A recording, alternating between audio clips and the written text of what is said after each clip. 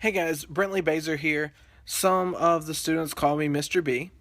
But I want to go over a couple of things for you guys that you see us use in class, but whenever you try it at home, it just doesn't work.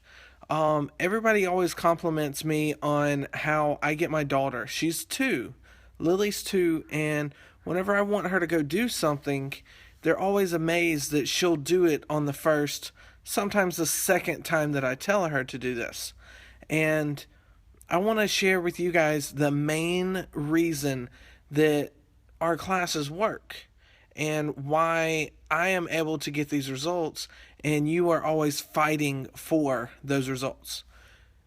Do you want to hear the reason why it's not always working for you?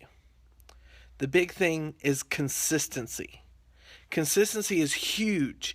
If you are not consistent with what you're doing, how you're treating them, how you're punishing them, how you are just following up with them on everything that you do.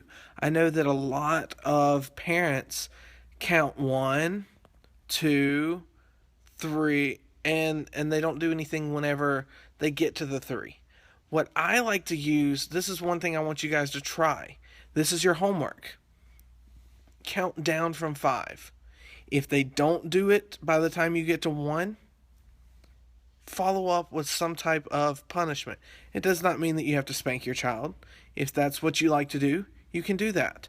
But whenever you count down from 5, that builds that urgency. It makes it consistent. Every time that you want them to do something, they know where you're going to stop. They know that you're going to make it to 1, and then they have to be where they need to be doing whatever they need to do. So be consistent. Count down. Don't count up. They don't know where you're going to stop. If I started counting 1, 2, some kids in here would say 3. Some kids would say buckle my shoe, because that's what they have associated with that. But whenever people are associating with counting down, it builds that urgency. They have to get there by 1 or they lose the game, per se.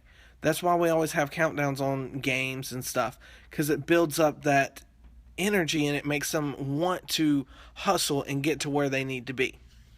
But that is the big thing that I see that sometimes doesn't translate from our classes to home. And as a parent, I want you guys to go home, figure out how you are going to structure this for your child, and be consistent. If you're not consistent, it's never going to work. With our classes, we're always consistent on how we treat them. We want to build that urgency so that it is so much easier for them to listen and know exactly what to do. I'm going to share a couple more of these tips in the next couple weeks. If you guys like this, comment below. Just comment your initials below, and that way I know who watched it and who likes it. And I've got some really cool tips like this for you guys. And I'll see you guys in class. Bye.